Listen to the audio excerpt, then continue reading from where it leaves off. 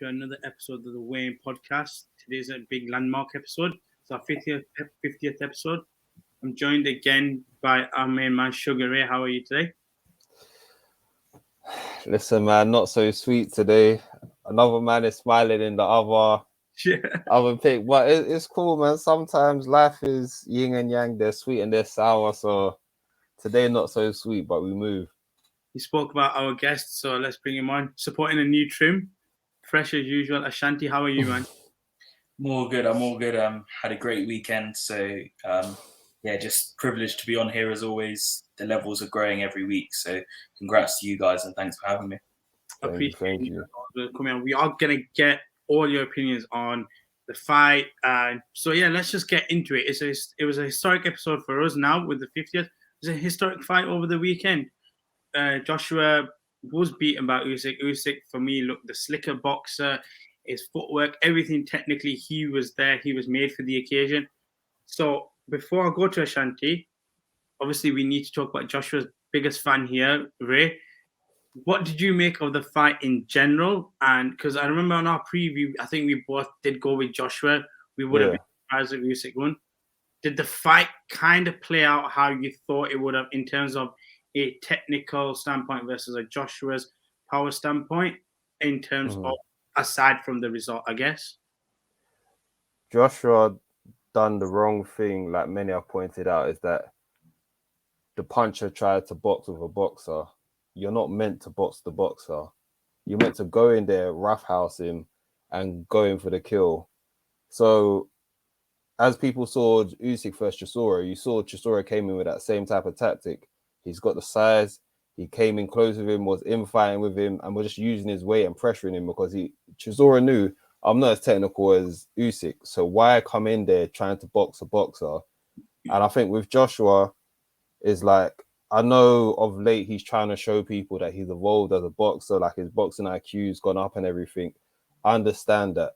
But sometimes in life, do what you know best.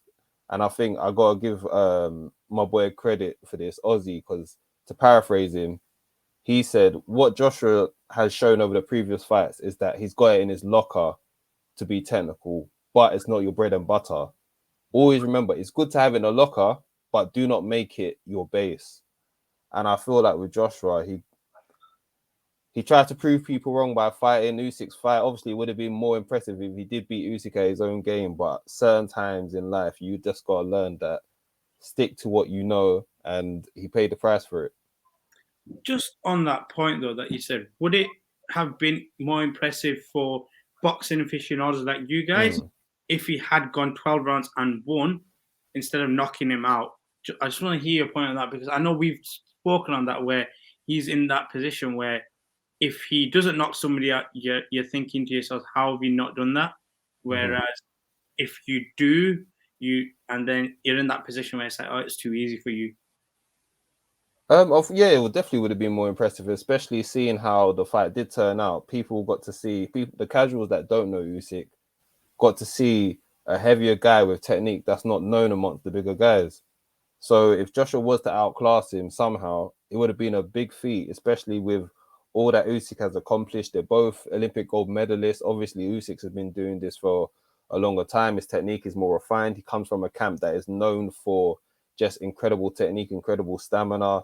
And listen, you got to give it to Usyk because the adjustments that he made, I believe from round 5 is Joshua made his adjustments. Then you could argue that maybe round 5, 6, potentially 7 was going to Joshua. And then Usyk's fight IQ just showed again because he made adjustments and then he just took it away. He took Joshua's weapons away when Joshua tried to switch it up and he had no answer for it. So I'll have to say, Ashanti, over to you. I've done a bit much talking, so I'm going to let what you have to say. I was just literally going to go to you, Ashanti. Are you on the same point as with Ray, where I guess Joshua came into the fight and then fought the fight that leaned actually more towards Usyk instead of actually playing to his strengths? Yes, of course. AJ tried to box, as Ray said, and you're not going to be able to outbox Usyk. He's an Olympic champion, and one of the differences I would say is, and this is actually not a negative towards AJ, is he started boxing quite late. He is an unbelievable athlete, very, very fit, very strong, powerful. But boxing is one of those sports that right at the top level, it's hard to go up against someone who probably started boxing at 7 or 8. So why you'll see someone like Kid Galahad is going to have a huge amount of success, because it's like, I listened to his Boxing Life Stories podcast recently. He's been in the gym since he was like 11 or 12, just every day, just working on his craft. So I think when you start late, there's only a certain level you can achieve, which is unbelievably high. Like, let's, for all of the joking around, AJ's a unified heavyweight world champion and Olympic gold medalist. Like, he is in the pantheon of British great fighters.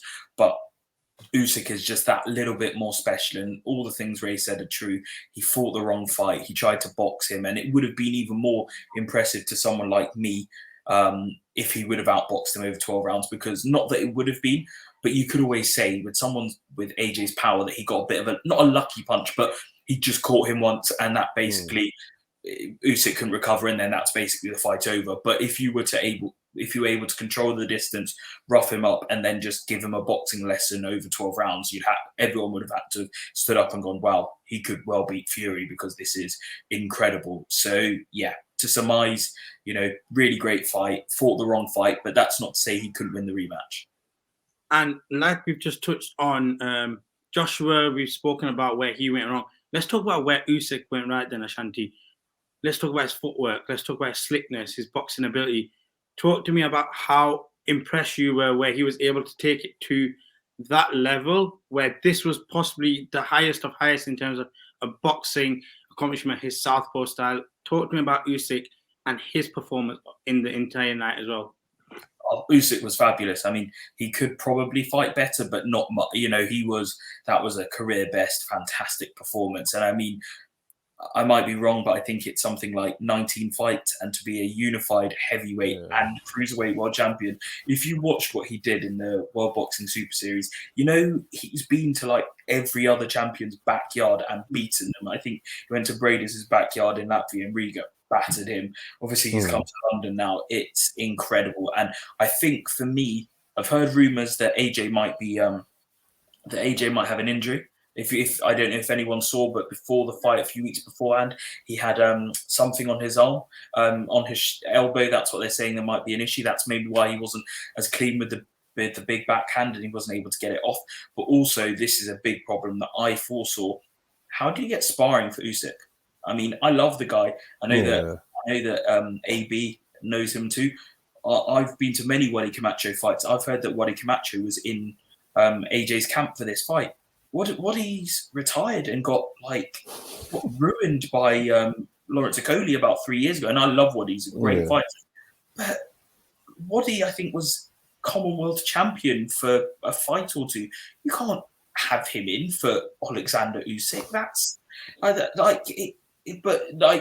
other, I'm not saying he was in camp, but for AJ, there's Daniel Dubois, Joe Joyce. There are other 6'5", 6'6" athletic guys with a good jab and good footwork that you can try and get in to mimic him.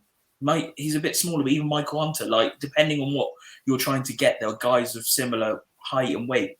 Who's the Usyk replacement? Who's an Olympic gold medalist with amazing skills and the focus that he has? So it's interesting that you say that, because he was actually at the weigh-ins on Friday.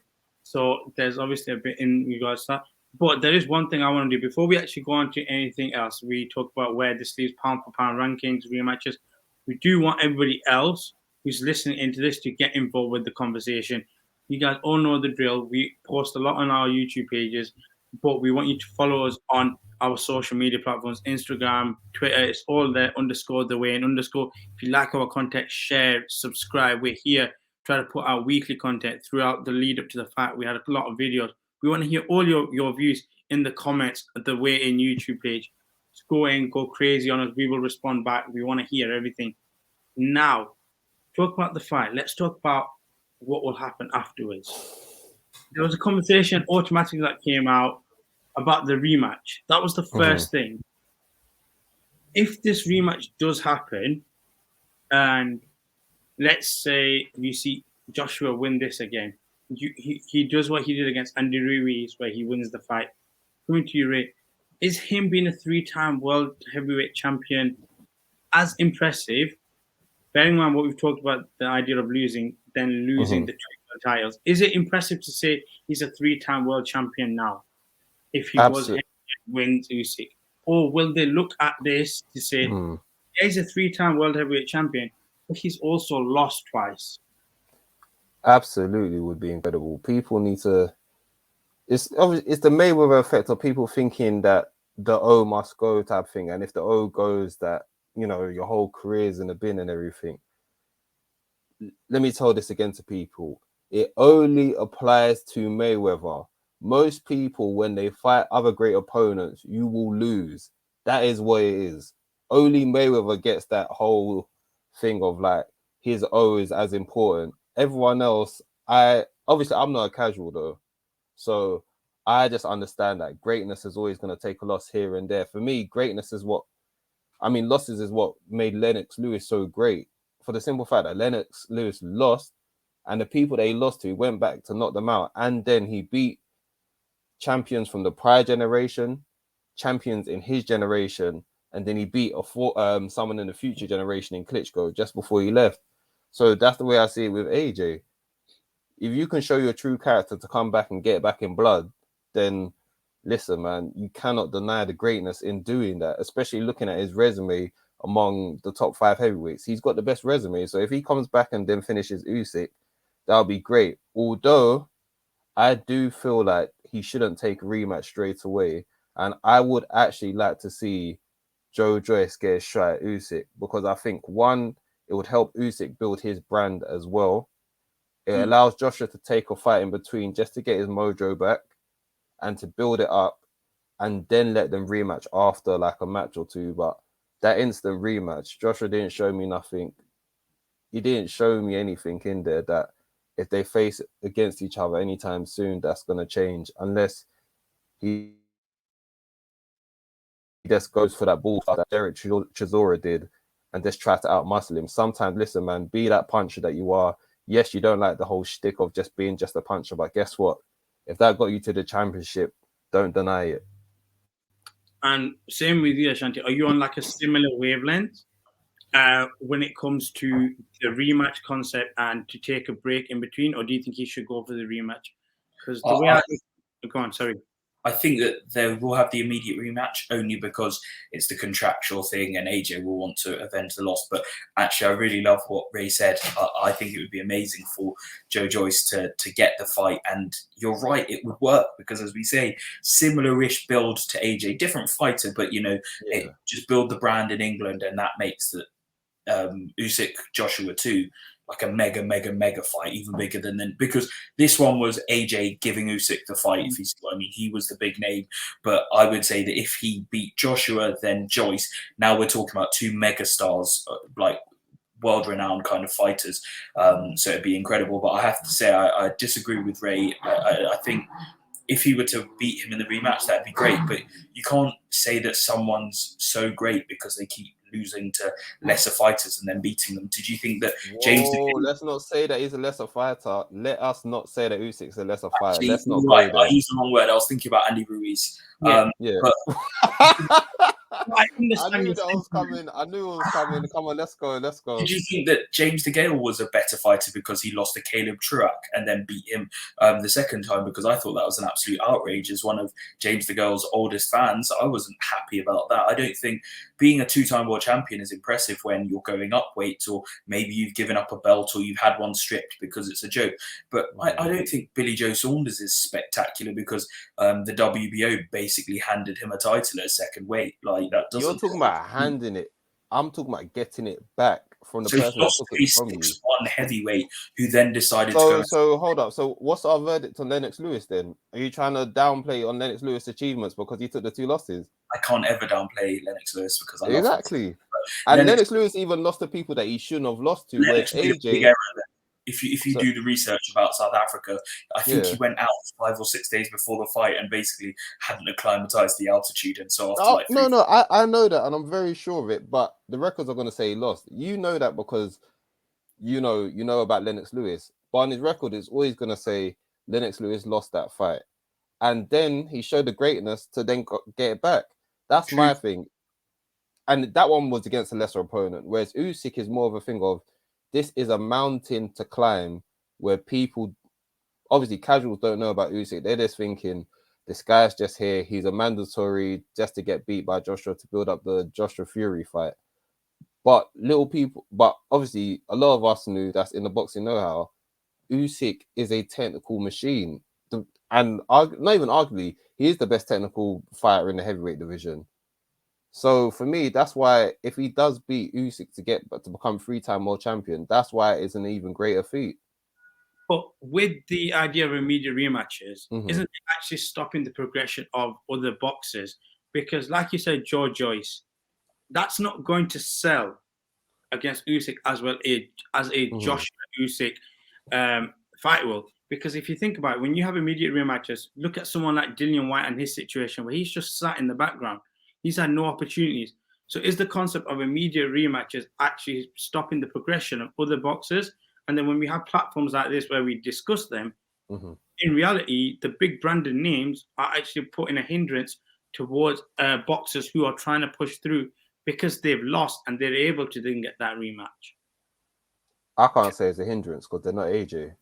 It's that simple. Life is unfair sometimes. Guess what? If you're AJ, you get to do that. He's not some guy that just kind of got lucky. It's not nepotism. This is a guy that's held the division on his shoulders for how long? He brought back British boxing in a big way after Groves and Froch took it to a certain level. Then it dipped down a bit. This guy literally brought heavyweight boxing back to the UK. So guess what? If AJ does want a rematch, you better give AJ his rematch because he's done so much for this scene that he deserves that. And if some people want to say it's unfair, you're absolutely right. But there's a tall, near 7-foot guy that's absolutely caused this logjam. So they better not say nothing when AJ wants his rematch. But on that rematch, Ashanti, you've literally spoken about how Usyk goes into people's back gardens and fights. Is it time for AJ to do the same over there? I know what we will say in regards to A versus B side. Joshua was the A side in this one. But is it more closer split in this particular rematch where Usyk can call the shots and say, you come to my back garden and fight? Or are we going to see another fight in the UK? Because, yes, it will grab the casuals' attentions a bit more and it makes it more accessible for people. As a boxing fan in my heart, as a passionate fan, I would love it to be in Kiev. I mean, one of the dream scenarios, which again, I think I come on here and do the dream scenario thing that will never happen. Can you imagine Lomachenko on the undercard fighting, I don't know, Teofimo Lopez? You know, there's a lot of great fighters now. I couldn't tell you exactly, but you've got Devin Haney, Ryan Garcia, even Tank could maybe come up. But, you could see that. I know they're trained by, they're both trained by Popachenko, so that would be amazing. And I would love it to happen. Imagine the Klitschko's sat front and centre, Fury's there, Wilder's there, Dillian White's gone out there. It would be amazing. But unfortunately, I don't want to be kind of the boring know-it-all, but if you know a bit about my background, I work in sports, and of course it's a bit different. It's all written in the contract already. Like, unless for some reason some Ukrainian billionaire offers 50 million to AJ for the fight to go to Kiev, it's already written on the split that Usyk's going to get for the fight, where it's going to take place, and barring injuries and fitness, you know what I mean, barring COVID, they've already, it will say, has to be the next fight immediately within 9 months, as long as injuries such as like you fracture your eye socket, like it's already done. So unfortunately, we'll be back at Wembley or Tottenham Hotspur, depending on the time. No, not at Tottenham. Listen, AJ, this is a personal message from me. No Tottenham, no Spurs. We want you at Wembley coming out listening to, and I want to be hearing scraps or nines. We need the AJ coming out listening to rap. We need that energy again. We don't want. Listen, man, the Spurs curse is real. I'm sorry, Tottenham fans. I'm sorry. AJ, I need you in Wembley coming out to scraps or nines. That's what the real need. I was just going to say, based on what you said, we know what we're clipping up now for socials. Like, we've got this little bit for socials. But yeah, let's just talk about London and this atmosphere there. Like, is that one of the big things that also helps draw people to it? Like, that crowd throughout the full night for me was electric, and it works. You can put British fighters on a card where Joshua headlines, but also where it's held in the UK. Is that one of the big factors that also helps? sell the market of the UK boxing right now. Yeah, of course it does. And again, without launching into a diatribe, the undercard, however, like I know everyone was just there for AJ, and it's Sky's last pay-per-view with AJ, and who knows what will happen with the zone. But Lawrence Coley fighting his mandatory, who no one's ever heard of. Callum Smith actually fighting a half-decent guy who, you know, actually is a bit of a gatekeeper. I'm happy with that 175. Yeah. Is it Christopher Usyk? Good for him. Lovely to see him fight. Like they just dialed that one in. They phoned that one right in. They were like, we are selling X number of pay-per-views and every ticket's going to sell. Let's just get. I could have fought on that undercard. Everyone would be like, oh, I don't know who this is either. I don't understand. I can't lie. I thought this was going to be a big moment for Lawrence Okoli to like show off his skill, and it was just more like, oh, okay, Lawrence fought, he won, nice, and I was just like, well, damn. I was just like, that just came and went. I thought this was because I think for me the trajectory that AJ has had for Lawrence, especially being one of the bigger guys at 258 management, I've actually thought the trajectory was for this to always happen, where AJ's gonna have a pay-per-view fight and he's gonna have Lawrence there as a main event to, you know, potentially steal a lot of those fans. Yeah. But I guess sometimes when your opponent just looks uninspired like Lawrence's did, it's like no one wants to see that. No one wants to see. Yes, it's a mandatory, so obviously it's like, what can Lawrence do? You can only work with what's there. But next time, if they're going to do that whole thing of putting one of your biggest, you know, stable mates on your card, you got to give them a bit of a tougher opponent just to capture the fans' imagination. Let people think, oh my goodness. I mean, AJ fight was whatever it was, but did you see Lawrence Okoli? Yeah, this, that, and the third. That's what I thought that this was going to give. And then what it just gave was, oh yeah, Lawrence that's gone through his mandatory. No one cares about whether Lawrence wants to unify. Let me not say no one cares, because it's always got love for the source. But definitely, I feel like the fight didn't capture the fans' imagination like it needed to. But, you know, onwards and upwards for Lawrence Coley, because we've said this from a long time ago. We hope he gets undisputed just like Usyk, and so we'll see what happens. Speaking about upwards and onwards, let's talk about pound for pound rankings. And because I heard a lot. I'm gonna say this: it was initial overreaction for me when I saw on Twitter. I had people putting Usyk number one, and for me, I'm not gonna ever do that, because there's always one man that's gonna be number one. That's Canelo. It's Canelo's boxing world, and then fair enough. And the only reason I'm not doing it is based on exactly what your criteria is for Tyson Fury, where he hasn't defended a belt, as in the heavyweight. He's won it. Yeah. Great, that elevates you high for me. Funny you say that, but carry on. So I'm going to go to you, Ashanti, first on that. First, with this win, where are you putting Usyk when it comes to pound for pound ranking? And then where does it leave Joshua in your rankings? Joshua, I'd have to have a real think, but Usyk's in it too. I don't know who he's above, but everyone else barring Canelo. Sadly, we do live in Canelo's world. We live in a world where his stablemate can, you know, get done for PEDs and still allowed to fight. So we do live in his world. He's an let's not talk too much about him. He's just incredible. But I've just got it up now. Usyk's fights since 2016. Glavotsky, who was a world champion, I think that's the guy that Lawrence beat for the belt, I believe. Yeah, that's correct. Yeah. Biso, I think it's Tuna. So yeah, just beat him. Michael Hunter, who's now a world level heavyweight contender, but he beat him as a cruiserweight. Marco Huck probably passed it, but you know, legendary German fighter. Myris Bradis, Murat Gassiev, Tony Bellew, Sparked Bellew, Chaz Witherspoon, Derek Chisora, AJ. That's just in a row. And remember, these are all on the road. He's gone away. Yeah. Real fighting champion, real fighting man. He's number two. He has to be. He's above everyone else apart from obviously Canelo, as I've stated. He is, I don't know, I've probably got him 4 or 5 in the heavyweight rankings. So that means whoa. 4 or 5 in the heavyweight ranks. Tyson Fury. Wait, where's Tyson Fury? 1. The guy that's never defended the belt. Yeah, I heard what you said, and I understand. We won't go on too long about it. But no. Let's go there. Because we cannot talk about. We can't talk about a guy that dropped out of fight because of COVID, and then was seen out the next day at events. That guy is the one you're putting number one. The guy that's who is he fought other than Wilder in the last few years?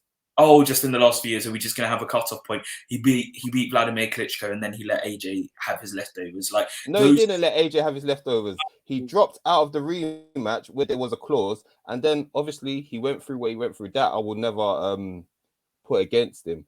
But just before that, he got done for cocaine. Am I correct or not? He potentially got done for PEDs. Am I correct or not? And this guy hasn't even defended a belt once. He didn't even defend a British heavyweight, let alone every win is not created. And Usyk beat the man to be the man. So Usyk is number one, point blank, period. No, Tyson Fury beat the man who was the man. He beat Klitschko. Tyson Fury. How many years ago? I don't have that anymore.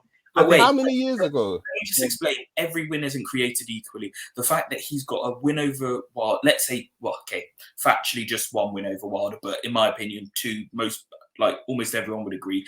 And he beat not a prime Klitschko, but Klitschko who had been dominant for many years. Those two victories, I don't want to be too tough on AJ, but Dominic Breazeale doesn't do much for me. Julian White doesn't do much for me. Who are AJ's real? Okay, if every win isn't made equally, you'll have to give me 4 or 5 quality wins. Do you know what it is with AJ? When he was younger and Wilder, because I need that, because it can't be equal. Because it's not when he was younger. I'm talking about recent. Let's say each of their last 4 or 5 fights. AJ, would you say quality wise, has AJ not fought the best? Now, are they as good as the Furies and Wilder? No. But in comparison to them on an average, AJ's got the best resume and he's got the other belts. So Usyk beating him, he beats the man to beat the man. Say that one again, Ray? Sorry? AJ has the no, I said I was talking about past tense. I think you might have used the wrong tense, because have you got all of AJ's belts behind you on your wall? No, listen. I've given Usyk his credit. You can say that he's doing those same deflection tactics that Fury does to get out of trouble whenever he F's up. But we definitely can't have Fury as number one, because a guy that's been in boxing for as long as he has, over a decade, and you haven't defended the belt once, I can't have you up as number one and telling me that's the best heavyweight in the world. This is the same Fury that calls himself a fighting man. No, Usyk is a fighting man. And you're the person that noted all that Usyk's done and going to other people's places.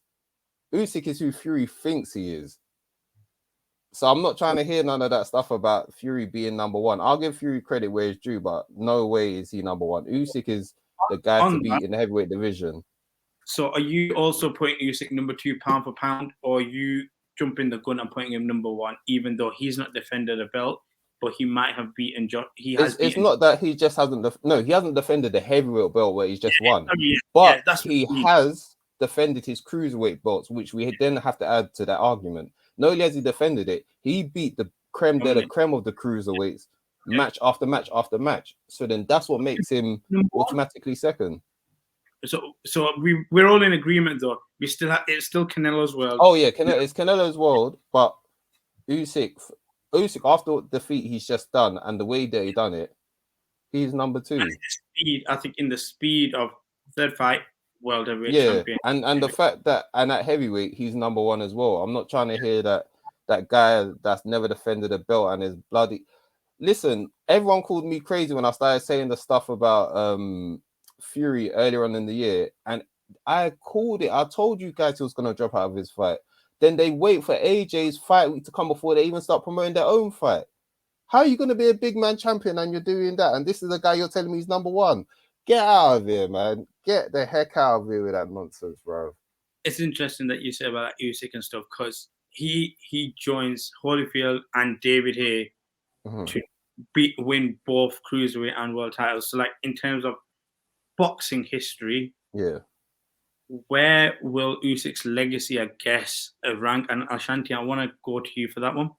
Very high. He already has been the best cruiserweight of all time, because, as we spoke about, he cleared out that division, and that's what I love about the World Boxing Super Series. Like the best tournaments have all the best fighters, so he literally did one by one beat the guy, gained all the belts. He was always already the best cruiserweight of all time.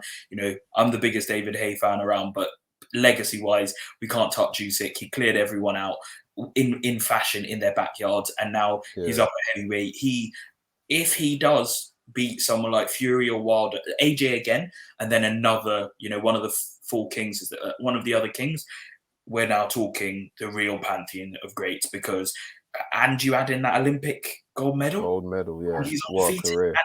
and he's like 6'3", beating 6'6", 6'7" giants. And if he fights Wilder, he will box Wilder's head off. The only chance he has is a boxer's chance, but I don't give him that, because Usyk's just going to see him coming and be like, yeah, that's not happening tonight. I'm going to take your right hand away and I'm going to just jab you to death and then get out of range.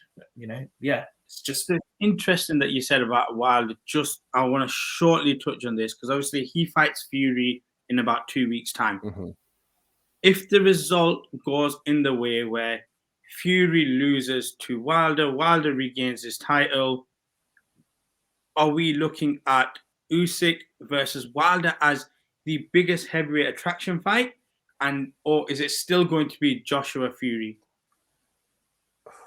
One, they'll never make that fight if Wilder was to win. Wilder's team is not going to make that fight with Usyk. But as a guess, not if it was to happen, in terms of it just as a... Oh, no, because name-wise, brand rules everything around us. AJ is still the biggest guy. I think people, because we're so used to it, you got to remember, this guy's selling out stadiums. That is not normal. That is not normal at all. It's like, and it's not even like, medium-sized stadiums. He's selling some of the biggest stadiums in the world, selling them out consistently for how many years? So it will be a big fight, but obviously that whole magic of it is rubbed off now, because we wanted to see it when you both had the belts. AJ is always going to attract certain fans. If Fury can talk up the talk that he normally does, but then if he loses to Wilder as well, I don't know what a world looks like, how the boxing world will look at Fury with a loss on his record. Whereas AJ, because of how he handled his loss, people are just like, you know what? I want to see his fight again. If Fury was to lose, I don't know, because if he goes the way of like Billy Joe did in his fight, and then he just wants to disappear, which is fair, then guess what? No one's going to really want that. It all depends on how, if Fury was to lose, how he would handle his loss. And then, like I said, back to the Usyk and Wilder, if Wilder gets that belt, we're not going to see an undisputed. Wilder's only going to want AJ. That's the truth. Wilder's only going to want AJ. He's still the cash cow, even after a loss. Ashanti, are you similar on that viewpoint? Yeah, unfortunately, I don't see any of those fights really being made. I don't see, even depending on who wins, I think Usyk would fight Fury, but if Fury loses to Wilder, I think, I also think that a belt's going to get dropped in the next 6 months, if I'm honest, 6 to 9 months, because, well, he's got 3 belts, and it is actually, I'll give AJ this, it's onerous to have to keep defending against people you don't necessarily want to have, because realistically, does it matter if AJ or Usyk have 2 belts or 3? We all know that main guy. Yeah. Usyk's the main guy. He's got, he beat a top level heavyweight. So yeah, I don't think they'll be made, sadly, but we live in hope. But I just want him to get his shot. I want Joe Joyce to get his shot. I want I want all of these guys, and I want the Source to come up and get his shot too in the future. So it's amazing. I really, that to just go off that before we go, I would really want, because I know obviously Ashanti was saying about the whole rematch clause for AJ and everything. But also at the same time, I'm sure if AJ said he wanted to take some more time out just to maybe focus on himself, I would really love for them, and this is when Frank Warren has to get his finger out, push for that Joe Joyce fight, because I really think Joe Joyce against Usyk is a very hidden gem that could be built upon if the promotion is done right. So definitely, in my ideal world, I want Usyk to face Joe Joyce, get that mandatory, and then AJ either waits for that to happen or AJ takes a tune-up fight. But definitely, I don't even want to see AJ versus Usyk right now, because after what we saw, you're going to need more time than just a few months to say, yeah, I'm ready. No, take some time off. I know that they clash heads, but please, Lennox Lewis and AJ, quell this difference. and talk strategy. And yeah, go back to the drawing board for AJ. Let's start pushing Usyk first choice. And then as for Wilder and Fury, just have a we'll tackle that at a later time. So before we wrap everything up, we obviously need to get all you guys' views. So we want to know, who's the pound for pound number one? Where do you rank Usyk? We want to know fantasy heavyweight boxing fights. What's the main attraction? And more importantly, we just want to know what's the future for Joshua now. Is he going to go for this immediate rematch? Is he going to go with some of what you guys have said, where he might take another tune-up fight? But yeah, for all that, we need you to follow our socials as always. _the way and _ on Twitter and Instagram. Obviously, with our YouTube content, just go on our YouTube page, drop all your comments, like, share, subscribe, tell a friend to tell a friend. If you like boxing, just jump in, have a conversation with us. We're always looking to entertain anybody's opinions. Get at Ray for all his opinions on Fury, especially if he does win Wilder again. Get at him. Constantly get at him. Listen, man, if Fury actually defends the belt for once, I will have to give him some credit, not all the credit, because that's what a fighting champion is supposed to do, what he calls himself. So now, it would be nice on that day. But we'll come back straight away the following morning. We'll record. And you'll be sitting there. Ashanti will be waiting for me, I'm sure. So. But Ashanti, honestly, thank you for coming on the show. Love as always, man. Appreciate your views and stuff. But yeah, if Fury wins, we would like you to come back on and just have a conversation again. Catch up with Ray, yeah, for sure. Yeah, listen, man, we'll make it happen. All right, again, guys, thank you for another episode on watching On The Way In. Everyone, #stay weighed in. Again, like I said, let us know your opinions. Love and peace. Peace, people.